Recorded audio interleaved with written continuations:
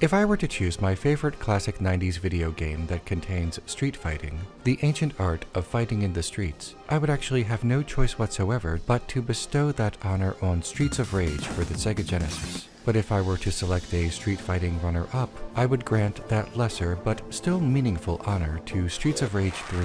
But if the fates conspired against me and commanded me to handpick a street fighting game containing a not insignificant amount of street fighting, and that game could be played without a Sega Genesis, and that game had to have the number 2 in the title to really box me in, that game would be Final Fight 2 for the Super Nintendo, the most inaccurately titled video game since Final Bubble Bobble for the Sega Master System. But if these capricious fates became enraged by my needless stalling and once again insisted that I use the previous criteria of street fighting, not physically confined to the Sega Genesis but numerically confined to the number 2, and now also not a beat-em-up but a fighting game in which the playable warriors street fight on the streets all over the world, that game would be World Heroes 2 for the Neo Geo CD.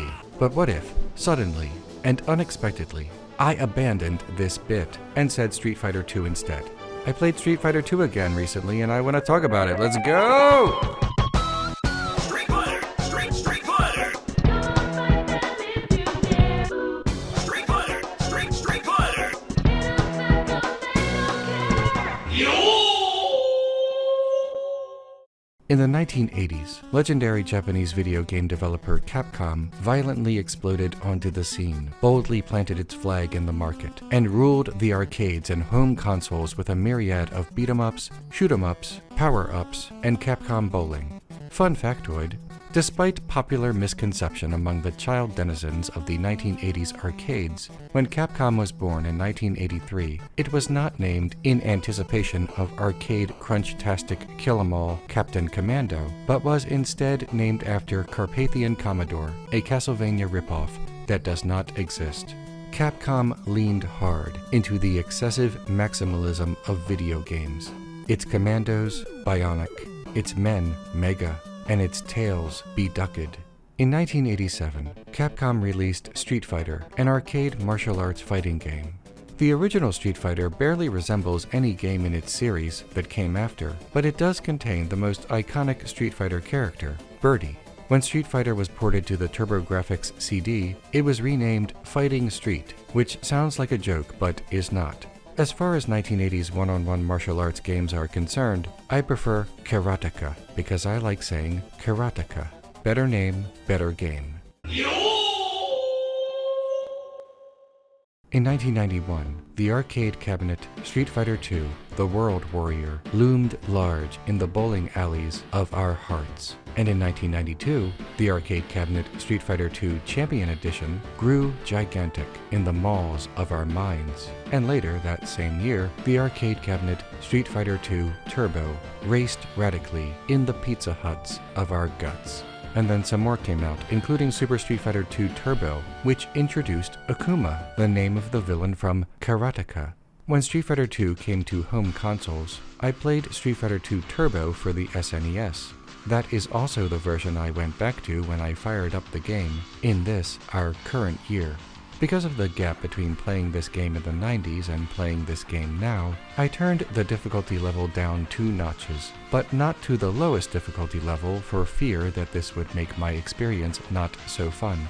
Plus, I needed to capture footage of every character for this YouTube video. I selected Blanka. I tend to choose the fighting game character that is the most monstrous. My first opponent was Zangief, hailing from the Soviet Union. Street Fighter II was released in March 1991.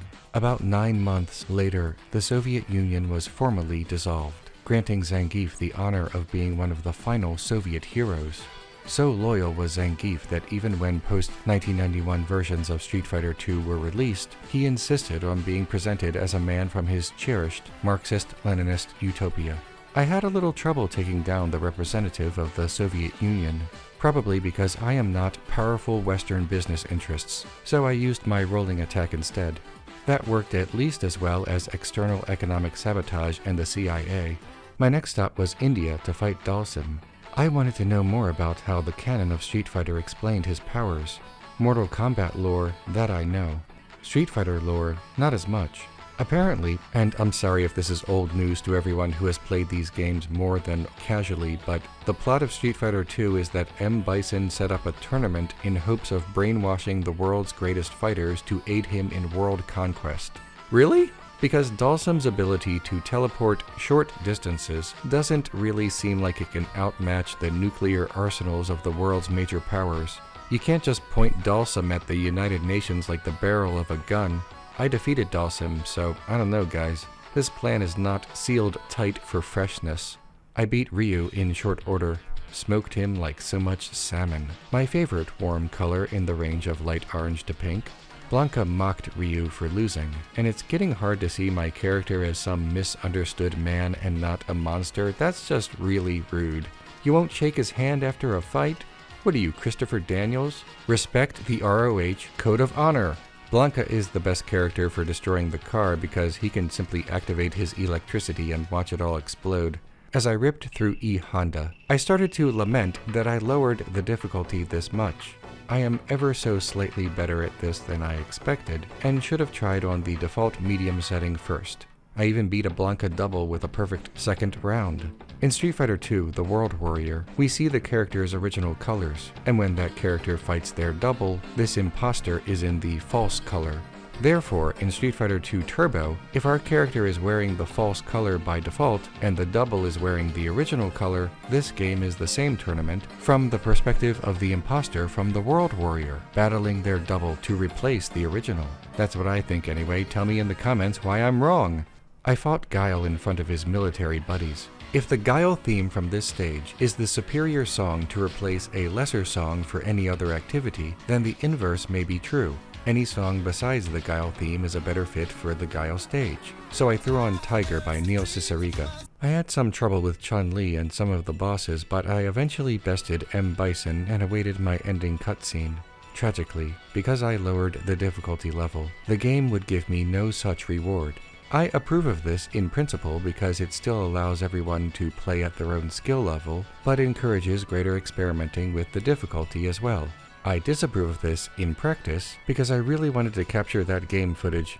Street Fighter II thinks it can outfox me. Well, 2 can play at this game, which was an innovation at the time. I cranked the difficulty up to medium, turned on the turbo stars to 4, whatever that does, and tried again.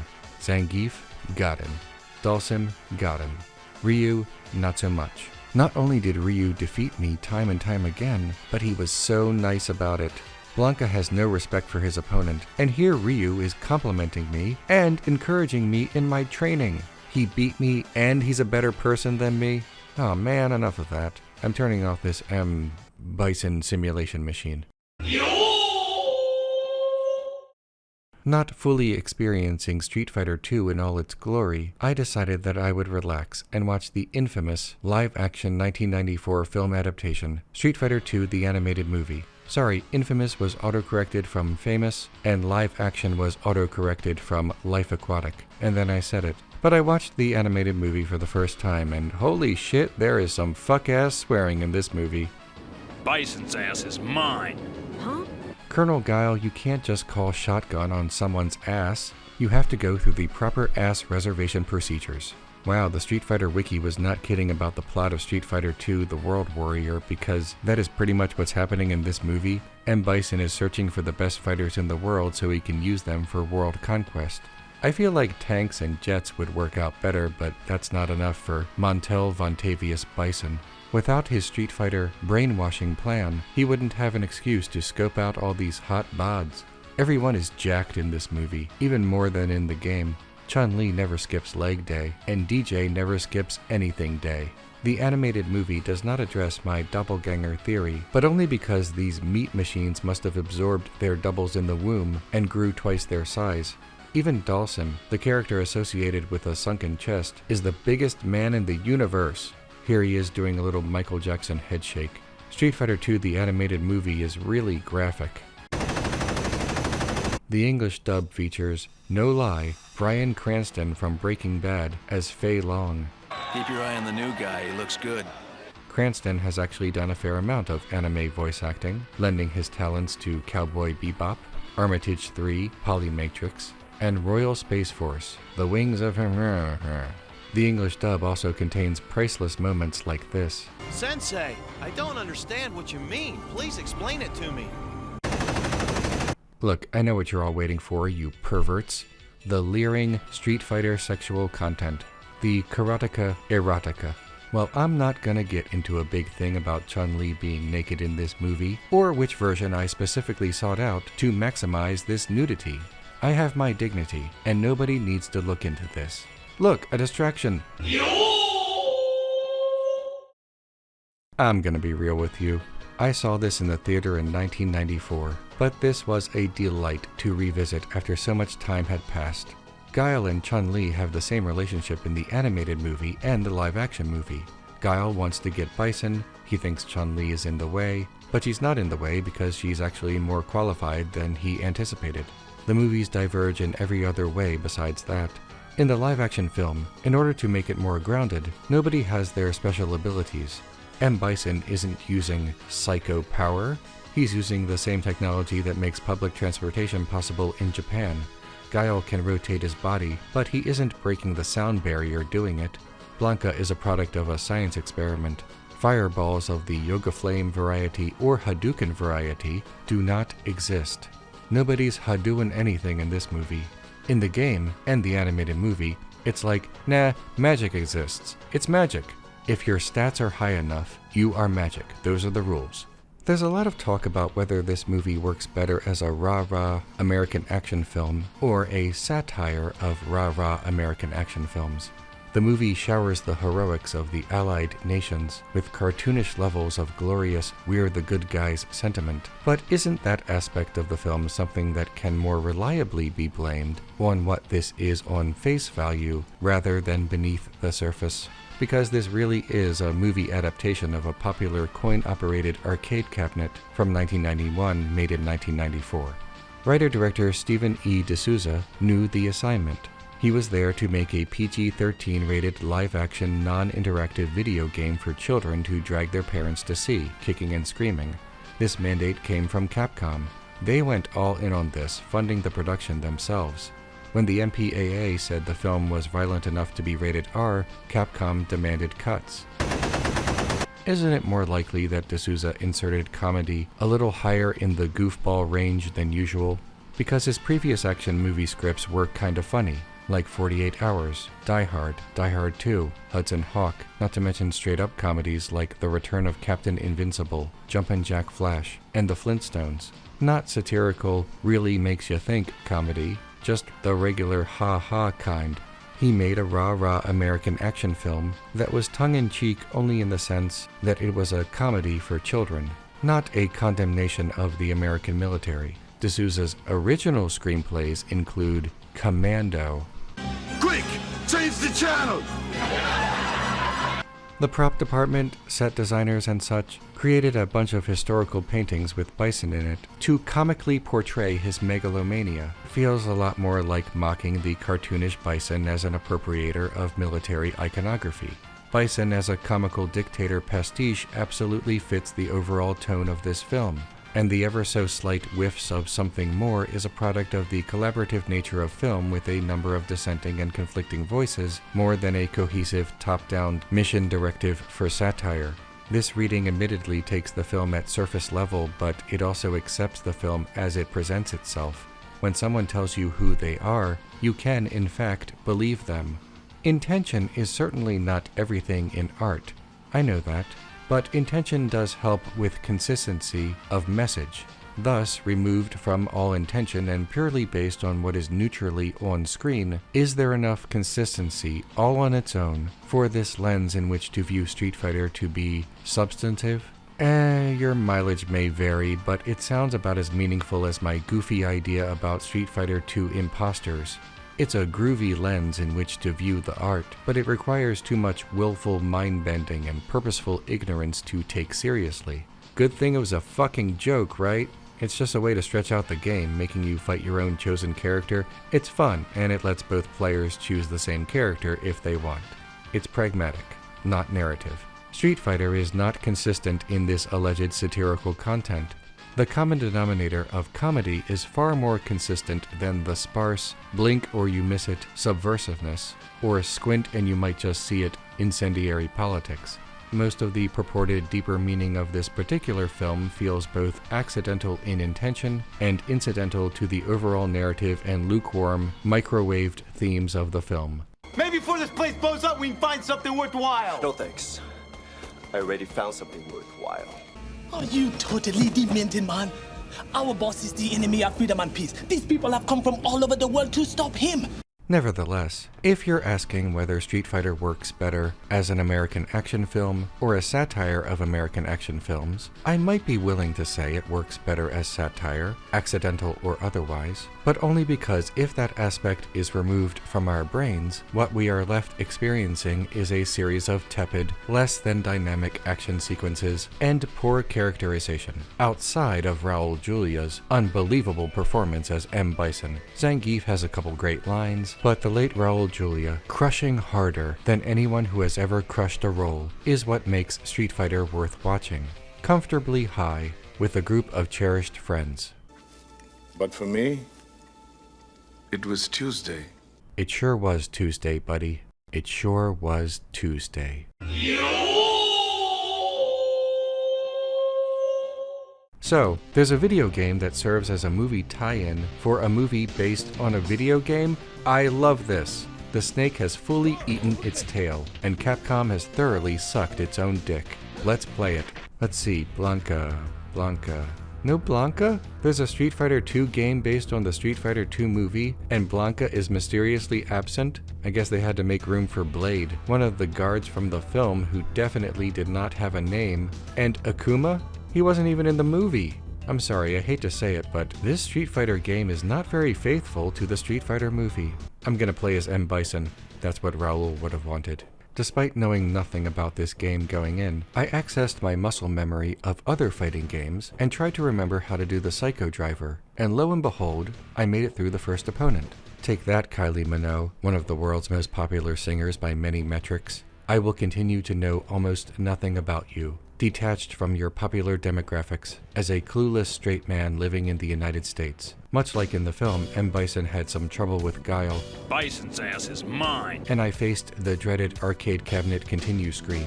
I tried to fight Guile as Ryu instead. Fortunately, this version of live-action Ryu is magic like in the games, and I remembered how to Hadouken. I did not remember how to do much else, and I lost again. I started over, this time as the star of the film and karateka, Akuma. Kylie Minogue annihilated me. This is your revenge for me not knowing even one of your songs in your illustrious, genre-defining discography, isn't it? I tried playing as Vega instead, and somehow I lucked into something. Vega's swinging, whirling blades from the crouching position is kinda broken and powerful enough for a novice like myself to spam this and win. I beat you, Kylie Minogue. Now you'll just have to be comforted by your 228 major awards over the course of your juggernaut of a nearly 40-year unbroken streak of success. But who the fuck are you? I utilized the same strategy against Guile. Look at him go!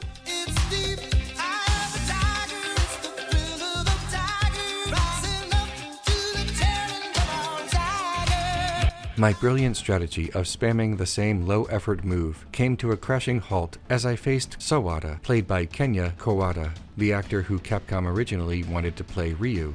Unfortunately, it didn't work out, but they gave him a small role in the film and a role in this game. He trounced me big time.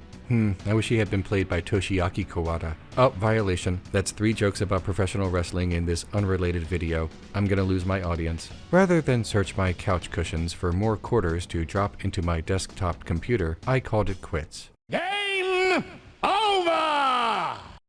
I spent this entire video talking about Street Fighter in the past tense, but this series never ended. It's still extremely popular to this day. I should probably play more recent releases now that playing video games is not only my hobby, but a more significant part of my career. Time to dust off my controller and play the best street fighting game in recent years, Streets of Rage 4.